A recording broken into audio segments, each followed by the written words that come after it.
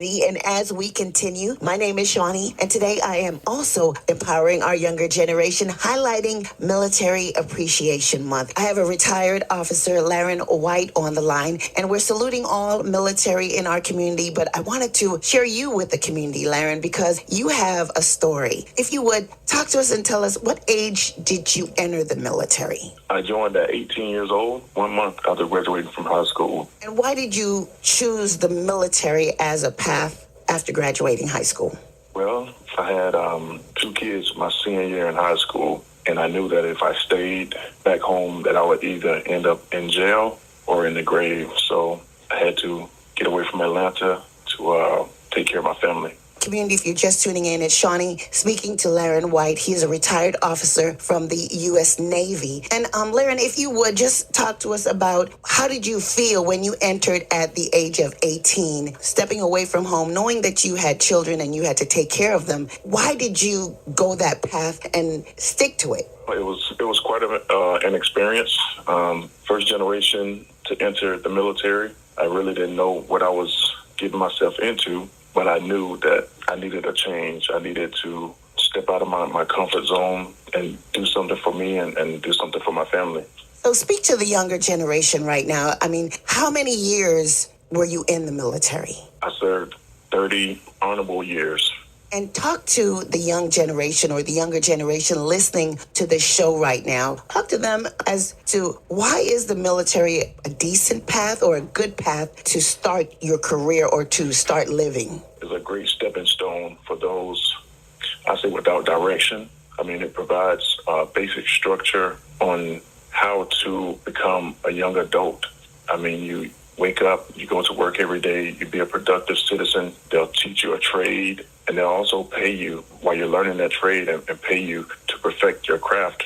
Laren, if you would, I know you said 30 honorable years in the military. Talk to us and tell us about how you started, right? Because I know you started in a low rank, but you ended up as a highest ranking officer. So talk to us and tell us about how you started your journey and how you started, but you ended up and you saw the world with this military, right? Yeah, so I would say that the journey wasn't easy, but like they say, anything working hard for is worth it in the end. It wasn't an easy journey. I originally joined the Navy for 4 years. Probably after my first month or two, I realized that it wasn't the place for me, simply because I had come from a place without structure. I was used to doing what I wanted to do, when I wanted to do it, and how I wanted to do it. So after about 2 months, I wanted to quit, but I knew that I had a family to provide for, and I knew that, people back at home were counting on me, so I couldn't just quit. So even after my first 4 years, I had a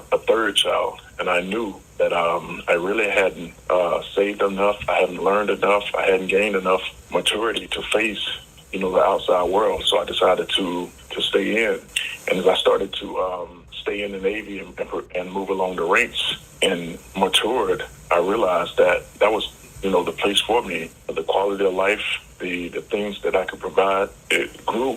And again, with the promotion opportunities, the opportunities to see the world, the Navy just provided me everything that it could. It opened my eyes to education, the world of traveling, the world of partnering with other nations, and it gave me a platform to really, use my given talent, which is to my ability to create friendships.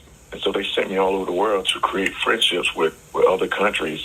And from that point on, before I realized, I was at my 15-year mark, and they offered me a commission, which, it's 1% chance of people getting commissioned as a commissioned officer. So again, the opportunities were there.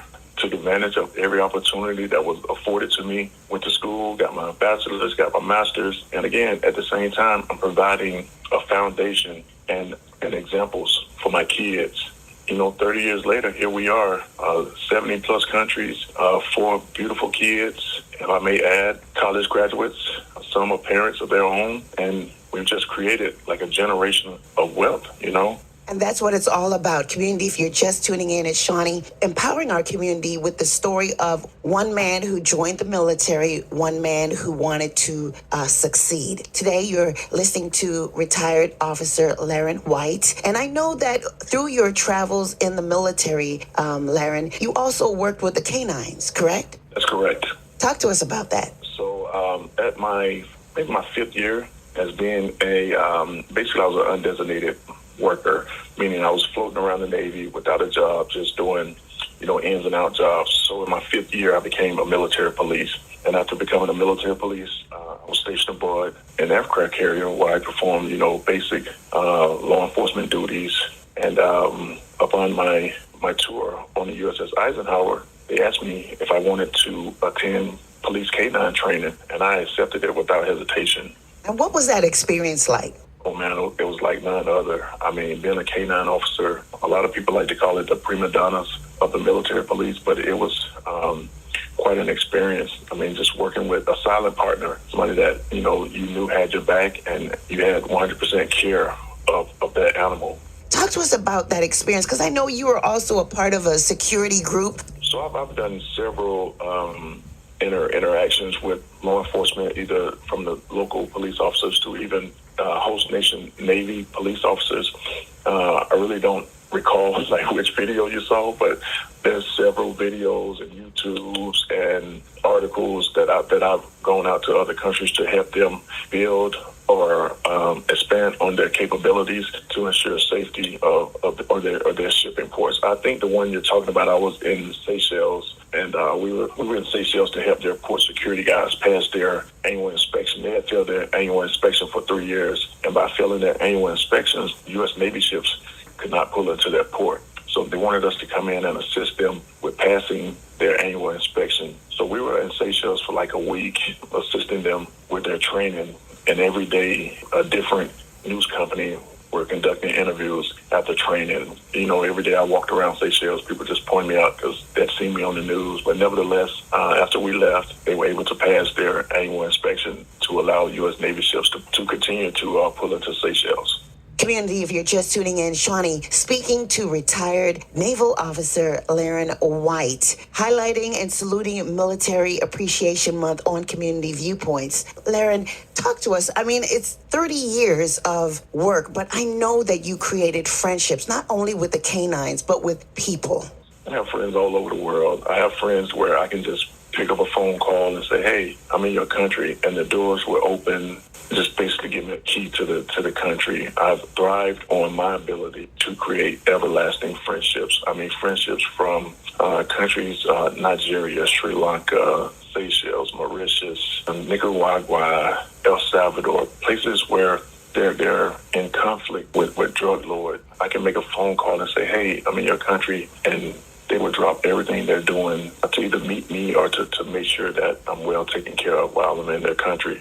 And I just want to commend you, because 30 years is a long time to stay steadfast with one thing. And I know you have grown since you were 18. So talk to us and tell us, there are young people, young men, young women listening right now. Tell us about why the military, or why should it be a consideration for anyone who wants to see the world? I think it should be a consideration due to the fact that there are so many distractions in the Black community. And once you get caught up in that system, it is hard.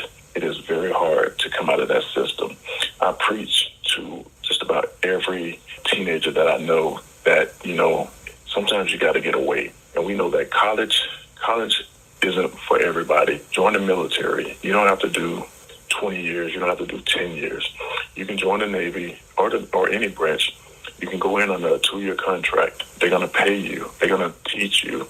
And they're going to give you all the abilities to succeed in the civilian sector. It's kind of hard to separate from friends and family. But I can tell you, when I go back home and visit some of my friends, there's a pure distinction on the path that we chose. I'm forever grateful for the Navy allowing me to serve for as long as I served. And again, the Navy has a great 401k plan.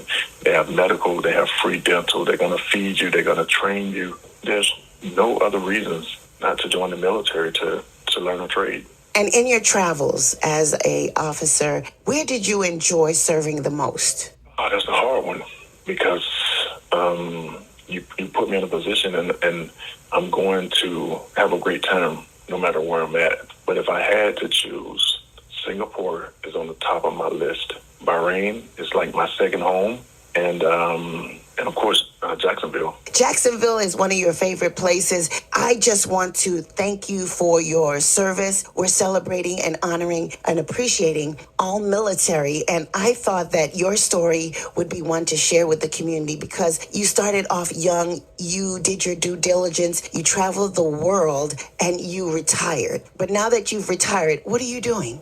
I took a year off.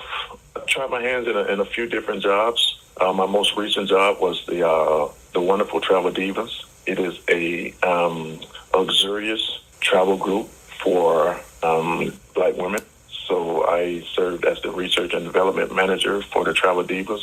And until recently, I was rehired by the Department of Defense in the same position where I had previously retired from. So with that, the military, they invest in their people. And if you do your years of service, you still can work for the military as a civilian. Is that right? Exactly right. So after 30 years of serving, I retired, and the organization that I retired from offered to bring me back in as a civilian. You definitely can't beat that, right? Can't beat it at all. Community, if you're just tuning in, Shawnee speaking to Laren White. He is a retired officer from the U.S. Navy. And today we are highlighting and showing appreciation for everyone that has served in the military. But today we have Laren, and he has a story. He started at 18, served 30 years. And still standing, still securing our borders, still securing our shores. So thank you, Laren, for coming on Community Viewpoints today. Is there anything else that you'd like to share with the community, to people that are listening, about your why? I just want to thank my family for loaning me out for 30 years, supporting me during that time, and allowing me to complete my career and accept me back into the society as a free man. And when you say free man, what, you weren't free in the military? They held us to a higher standard than civilians. You know, we were taught to be perfect gentlemen. Like I say, a higher standard. You know, certain things you can do and can't do in the military. And it's not a bad thing. But again, when you're in the military 24/7. You're subject to be recalled regardless of what you're doing. If you're on leave, if you're at one job doing another job, you're subject to recall within 24 hours notice based on what's going on in the world. And your world was security. So I want to thank you, because I also saw a video of you and the Mustang gang that did a video, and it was all of you were officers, I believe. Mustangs. And what does the Mustang mean? A Mustang is an officer that was prior enlisted. But if you look at the true definition of a Mustang, the Mustang is untamed. We have officers that has been promoted and joined traditional officer programs. They're least likely to buck. But a Mustang, when poked the wrong way, we'll buck and we'll speak our mind, and we're more seasoned than the traditional officers. Thank you so much for 30 years of service. I'm back.